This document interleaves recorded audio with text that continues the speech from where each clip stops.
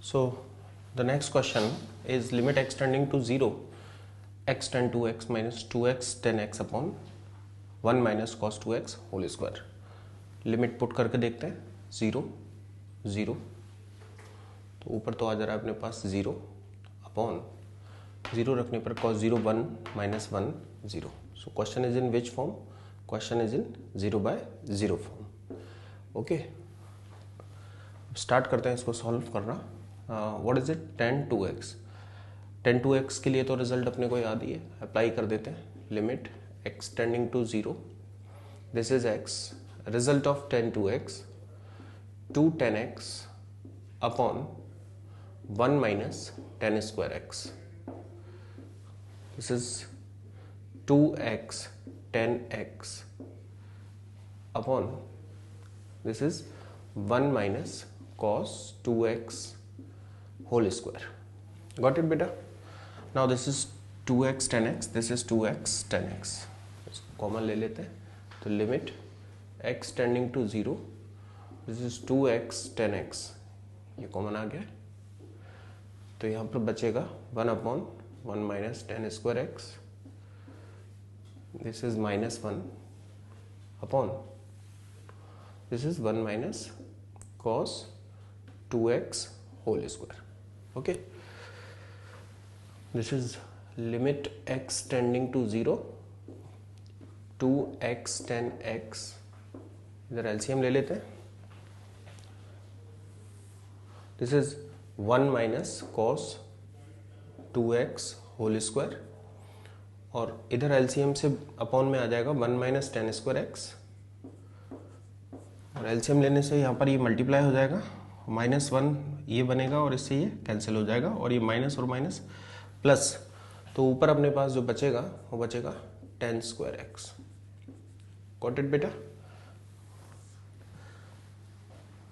Okay.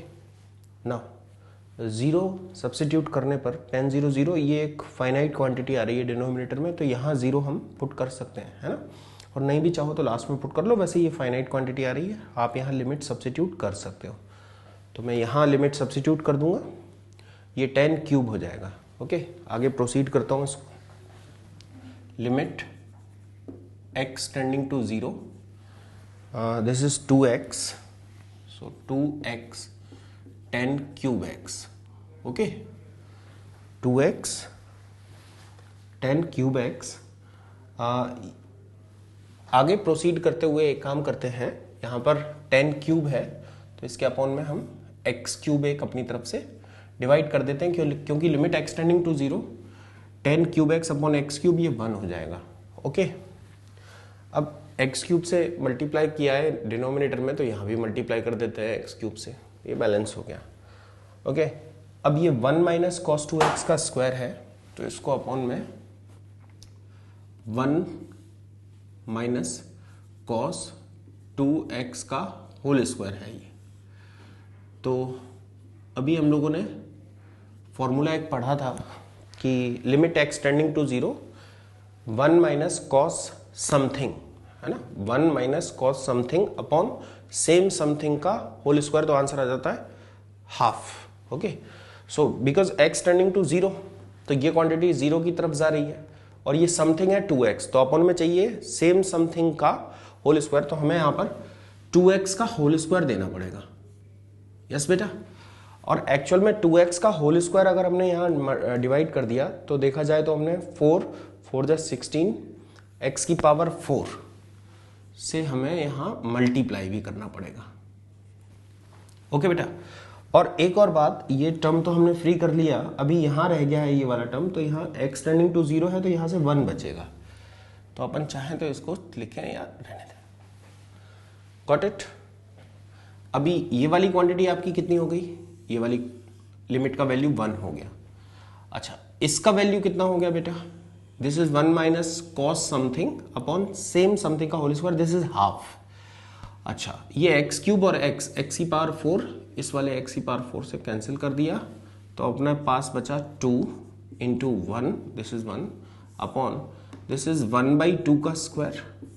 Got it बेटा? Into 16.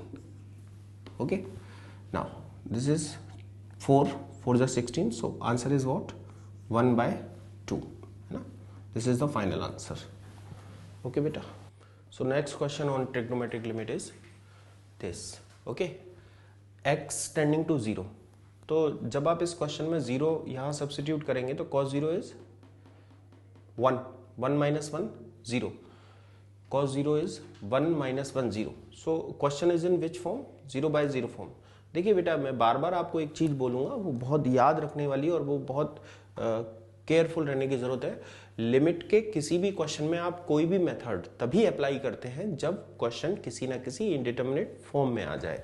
Okay, अब start कर दिया. x is tending towards 0, this question is in 0/0 form. क्योंकि x 0 की तरफ टेंड कर रहा है तो ये वाली quantity cos 0 1, 1 minus 1 0, this quantity is tending to 0. okay, now 1 minus cos something, 1 minus cos something and something is tending towards 0.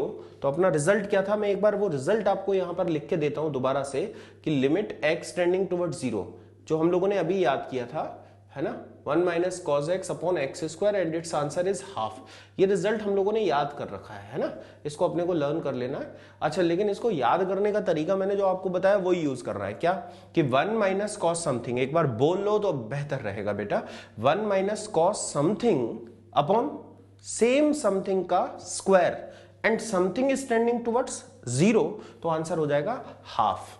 तो ये cos समथिंग है और समथिंग टेंडिंग टुवर्ड्स 0 है, तो अपने को इस पूरे के अपॉन में सेम समथिंग का स्क्वायर देना पड़ेगा. तो अपन लोग वही काम कर लेते हैं. तो limit x tending to 0, this is 1 minus cos, this is 1 minus cos x, और ये समथिंग है तो अपने को समथिंग का होल स्क्वायर अपॉन में रखना पड़ेगा. तो मैंने समथिंग का होल स्क्वायर यहां पर रख दिया. अब ये क्वेश्चन क्या हो गया, 1 minus cos something upon same something का square and something is tending towards 0, so its answer is what half. लेकिन इसको यहां डिवाइड किया है तो मल्टीप्लाई भी कर देते हैं. तो ये क्वांटिटी क्या है बेटा, ये क्वांटिटी अपनी है 1 minus cos x का होल स्क्वायर. यही तो क्वांटिटी है ना बेटा. और अपॉन में ऑलरेडी क्या है, x की पावर 4, उस x की पावर 4 को मैं इस तरह से लिख देता हूं x square. Okay, square and square power 4 हो जाएगा. एक बार फिर से देख लो, x is tending towards 0, x is tending towards 0, so 1 minus cos something upon same something का square and something tending towards 0, so its value is also half. This is what half. So अपना answer जो लिखना चाहेंगे अपन 1/2 and this is half square, so final answer is what beta 1/8. so this is the answer of this question. अब इसी को आगे continue करते हुए एक और इस पर बेस्ड क्वेश्चन मैंने लिख रखा है यहां पर, limit x tending towards 0 minus sine inverse. यहां पर ये फ्रैक्शनल पार्ट को डिनोट कर रहा है. ओके बेटा, अब 0 minus it means they are talking about LHL. 0 minus मतलब वो 0 से जस्ट पहले है, ठीक पीछे है, तो वो LHL की बात कर रहे हैं. अच्छा, मैंने आपको क्या बताया था, what do you mean by LHL? 0 पर LHL का मतलब क्या हुआ, 0 पर LHL का मतलब हुआ फंक्शन का वैल्यू 0 से जस्ट पहले. या अगर मैथमेटिकली बोलूं तो अगर फंक्शन f है तो LHL मतलब f of 0 minus h. LHL मतलब क्या, f ऑफ 0 माइनस h, और we can say f of minus h. क्या कह सकते हैं हम, f of minus h and h is tending towards 0. तो अपना इसको वही हम कर लेते हैं. तो यहां पर हो जाएगा limit h is tending towards 0, और यहां x की जगह पर 0 माइनस h बोले तो माइनस h पुट कर देते हैं. तो ये हो जाएगा sign inverse 1 minus fractional part of minus h cos inverse 1 minus fractional part of minus h upon, यहां पर भी माइनस h रख दीजिए, fraction part of minus h and 1 minus fraction part of minus h. Okay बेटा, अब यहां पर एक चीज अपने को और देखनी चाहिए कि एक रिजल्ट हम लोगों को पता होना चाहिए बेटा. मैं यहां लिखता हूं उस रिजल्ट को कि what is fractional part of minus h. बेटा, fractional part of minus h का वैल्यू होता है 1 माइनस h. क्या वैल्यू होता है बेटा, 1 माइनस h. तो इसका मतलब हम इस fractional part of minus h की जगह लिख सकते हैं 1 माइनस h. तो ये आ जाएगा limit h tending towards 0 sine inverse 1 minus h cos inverse 1 minus h upon this is under root of 2 1 minus h and 1 minus h। Got it बेटा? 1 वो कैंसल्ड, ये कैंसिल हो जाएगा। अगला स्टेप आ जाएगा limit h tending towards 0, this is sine inverse h into this is cos inverse h, okay बेटा, upon minus minus plus h, इस h को यहां डाल देता हूं मैं, और ये हो जाएगा अंडर रूट के अंदर 2 1 माइनस h। गॉट इट बेटा? h tending towards what? 0, तो h जब टेंडिंग टुवर्ड्स 0 है तो sign inverse h upon h is what? 1। तो इसको मैं यहां आगे लिख देता हूं, this is what? 1 into cos inverse 0, cos 0 कहां पर प्रोवाइड करता है? पाई बाई 2 पर, सो दिस इज पाई बाई 2, और यहां h को 0 रखने पर 1 बचेगा, तो ये root 2। So our final answer is what? Pi upon 2 under root 2। So this is the answer for this question. Okay बेटा? ओके बेटा, नेक्स्ट क्वेश्चन अपना फिर से एक ट्रिग्नोमेट्रिक लिमिट्स पर है। Limit x tending to 1 sine fractional part of x upon fractional part of x। बेटा जैसा कि आपने अभी जस्ट इसके पहले जो क्वेश्चन आपने देखा उसमें भी आपने देखा था एक fractional part of h, fractional part of minus h, ऐसी चीजें आ जाती हैं। हालांकि ये चीजें आपने फंक्शन चैप्टर में कंप्लीट कर रखी हैं, लेकिन फिर भी चूंकि यहाँ लिमिट में इनका अभी यूज हो रहा है, तो मैं एक बार फिर से आपको यहाँ बता देता हूँ कि ये रिजल्ट्स क्या क्या होते हैं। छोटे छोटे से 4 रिजल्ट्स हैं, आप उनको थोड़ा सा दिमाग में रखिएगा बेटा। तो आप केयरफुली देखिएगा, इनको मैं यहाँ लिखता हूँ। एक होता है box of h, box of minus h, fraction part of h and fraction part of minus h। Generally in 4 चीजों की बार बार अपने को जरूरत पड़ जाती है, तो अपन लोग इनको अभी देख लेते हैं कि ये क्या है।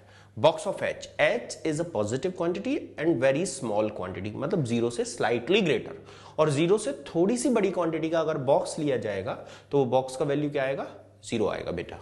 Now box of minus h, h is positive but उसके आगे माइनस है, मतलब ये स्लाइटली नेगेटिव हो गया, मतलब ये नंबर लाइन पर अगर आप देखो तो ये 0 से थोड़ा सा पीछे हो गया, और ये थोड़ा सा 0 से पीछे होने की वजह से इसका बॉक्स कितना आ जाएगा बेटा? -1। Now fractional part of h, fractional part of h can be written as h minus box of h, and what is box of h? 0, so this is what? h। तो अपने को क्या अभी दिमाग में रखना है पूरे कैलकुलस के दौरान कि fractional part of h is what? h। कारण मैंने आपको बता दिया है, तो मैं इसको हटा देता हूं और डायरेक्ट h ही लिख देता हूं। सो दिस इज व्हाट बेटा? h।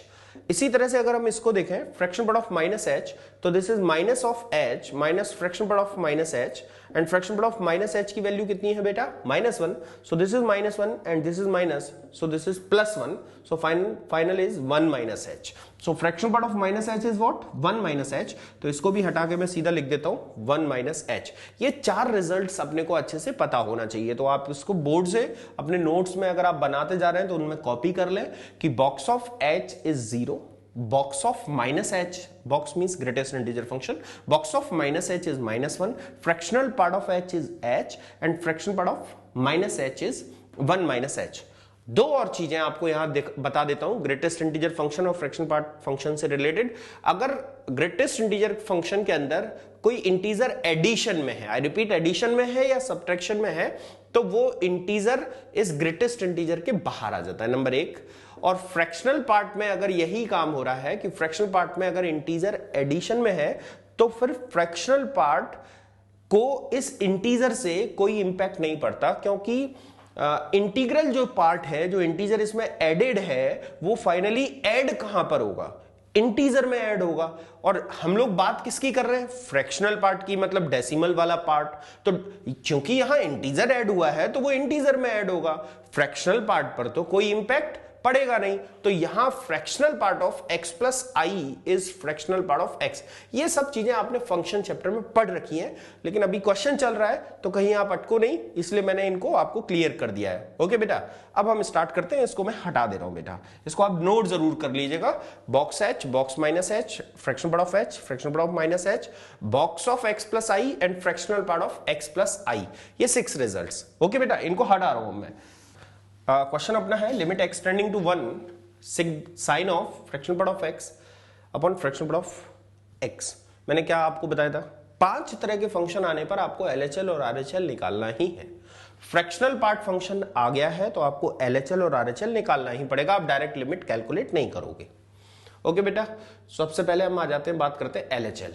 ओके बेटा, LHL 1 पर LHL मतलब f of 1 minus h and h is tending towards 0, तो limit h is tending towards 0, this is sin fraction part of 1 minus h, क्योंकि 1 पर LHL है ना बेटा, तो 1 minus h।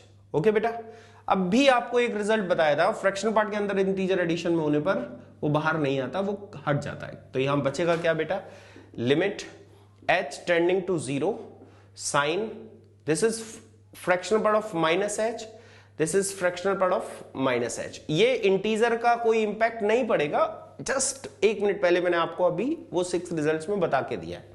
नाउ फिर से fractional part of minus h is what, 1 minus h, तो यहां पर आ जाएगा limit h tending to 0, this is sine, this is 1 minus h upon 1 minus h। Okay बेटा, अब h को एक बार रख के देखते हैं कि ये कौन सा फॉर्म है, कोई इंडिटरमिनेट फॉर्म है भी या नहीं है। मैंने 0 यहां रखा, 0, तो यहां पर साइन 1 अपॉन 1 बचा, जो कोई इंडिटरमिनेट फॉर्म नहीं है, तो इसकी LHL जो है बेटा वो साइन 1 आ गया।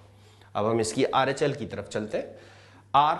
RHL मतलब f ऑफ 1 प्लस h, तो ये हो जाएगा limit h tending to 0 sine, this is fractional part of 1 plus h upon fractional part of 1 plus h। फिर से वही बात, इंटीजर का कोई फ्रैक्शन पार्ट पर इंपैक्ट नहीं पड़ेगा, तो ये क्या हो जाएगा, limit h tending to 0 sine fraction part of h upon fractional part of h।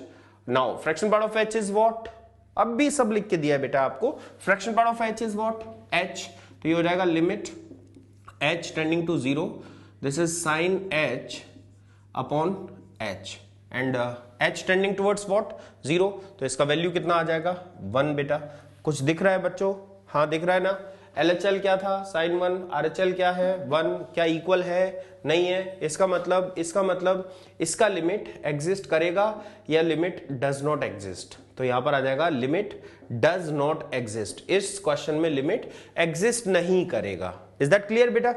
अच्छा, इसी पर बेस्ड मेरे को एक क्वेश्चन और दिख रहा है जिसमें बच्चे अक्सर मिस्टेक कर देते हैं, लेकिन मैंने आपको वेरी फर्स्ट लेक्चर जब लिमिट शुरुआत किया था तभी मैंने आपको एक्सप्लेन किया था, तो वैसा ही रिलेटेड एक मैं क्वेश्चन आपको लेके चलता हूं, और वो क्वेश्चन है limit x tending towards 0 sine box x upon box x। Is that clear बेटा? अब इस क्वेश्चन में बात ये आती है कि चूंकि यहां पर बॉक्स का यूज हो रहा है, तो फिर से बात क्या आएगी कि हमें LHL और RHL दोनों फाइंड आउट करने हैं। लेकिन एक बात सुनिएगा, अगर मैं 0 पर RHL की बात करूं, क्या 0 पर RHL की बात करूं, तो मैं यहां 0 प्लस h रखूंगा, और 0 प्लस h या बोले तो h का बॉक्स जो है, h का बॉक्स 0 हो जाएगा। और मतलब अगर आप विदाउट लिमिट भी बात करें तो आप खुद सोचिए, हम जब भी लिमिट की बात करते हैं तो उसके डोमेन के अंदर करते हैं बेटा, और यहां पर कौन है बेटा, बॉक्स x फंक्शन के अंदर डिनोमिनेटर में है, और ये 0 नहीं होना चाहिए। तो इसका मतलब अगर बॉक्स x 0 नहीं होना चाहिए तो x का वैल्यू 0 से 1 तक नहीं हो सकता। इसका मतलब हालांकि क्वेश्चन अपने को इतना ही गिवन है, लेकिन हमें इसके डोमेन को फाइंड आउट करने से यह पता चला कि इसके डोमेन में x की क्लोज्ड 0 से ओपन 1 तक की वैल्यूज इसके डोमेन में है ही नहीं, ये इसके डोमेन में नहीं है। समझ रहे हो बेटा? इसके डोमेन में 0 से 1 है ही नहीं, क्योंकि क्लोज 0 से ओपन 1 का बॉक्स क्या आ जाएगा, 0, और ये फंक्शन डिफाइन ही नहीं होगा। तो खुद सोचिए कि क्लोज 0 से ओपन 1 अगर इसके डोमेन में नहीं है, तो आप इस क्वेश्चन की आरएचएल अगर निकालने गए तो आरएचएल मतलब व्हाट, फंक्शन का वैल्यू जीरो पर या जीरो प्लस एच पर, जीरो प्लस एच मतलब जीरो से आगे, लेकिन जीरो से आगे पॉइंट्स जो है वो इसके डोमेन में ही नहीं है। इसका मतलब क्या हुआ, हम इस क्वेश्चन में आरएचएल को कैलकुलेट ही नहीं करेंगे। कौन से पॉइंट पर, जीरो पर आरएचएल को कैलकुलेट ही नहीं करेंगे। आप समझ गए ना बेटा, ये फंक्शन ये है, ये जीरो है, ये वन है, और इस फंक्शन का डोमेन जो है ना ये सब कुछ है, ये सब कुछ है, ये सब कुछ है, ये सब कुछ है, ये सब कुछ है। ओके बेटा, लेकिन यहां से यहां तक के जो पॉइंट्स हैं ये इसके डोमेन में नहीं है, नहीं है इसके डोमेन में। और अगर कोई अपने से जीरो पर, ये नहीं है पॉइंट्स इसके डोमेन में, अगर कोई अपने से जीरो पर इसकी लिमिट पूछ रहा है तो आप जीरो से पहले मतलब एलएचएल तो बता दोगे। क्या बता दोगे बेटा, एलएचएल, लेकिन आप जब जीरो पर आरएचएल की बात आएगी तो आप आरएचएल कैलकुलेट नहीं करोगे। और मैंने आपको बताया था कि जो बाउंड्रीज होती हैं उन बाउंड्रीज पर, डोमेन के जो एंड पॉइंट्स होते हैं उन पर हमें कोई एक ही लिमिट फाइंड आउट करनी होती है। तो हम जीरो पर केवल कौन सी लिमिट निकालेंगे, केवल एलएचएल निकालेंगे। हम क्या निकालेंगे ही नहीं, आरएचएल निकालेंगे ही नहीं। और अगर इसकी एलएचएल, अगर इसकी क्या बेटा एलएचएल केवल फाइनाइट आ जाए, क्या आ जाए, फाइनाइट, तो हम बता देंगे कि इसकी लिमिट एग्जिस्ट कर रही है। ओके बेटा, तो इस क्वेश्चन में हम जीरो पर केवल क्या फाइंड आउट करें, एलएचएल। तो हम जीरो पर इसकी एलएचएल फाइंड आउट करने जा रहे हैं। LHL limit h tends to zero, और यहां पर एक्स की जगह पर जीरो माइनस एच, बोले तो माइनस एच रख देंगे, sine box of minus h upon box of minus h, limit h tends to zero, box of minus h is what बेटा, minus one, box of minus h minus one, this is what बेटा, sine one. Is that clear बेटा। इसका मतलब क्या हुआ, हमें इसकी RHL निकालनी थी या निकालनी ही नहीं थी, नहीं निकालनी थी। क्या एलएचएल हमारी फाइनाइट आ गई बेटा, बिल्कुल आ गई। इसका मतलब इस क्वेश्चन में लिमिट एग्जिस्ट कर रहा है और वो किसके इक्वल है, एलएचएल के इक्वल है, और वो वैल्यू है कितनी, sine one. So this is the answer of this question. Is that clear बेटा।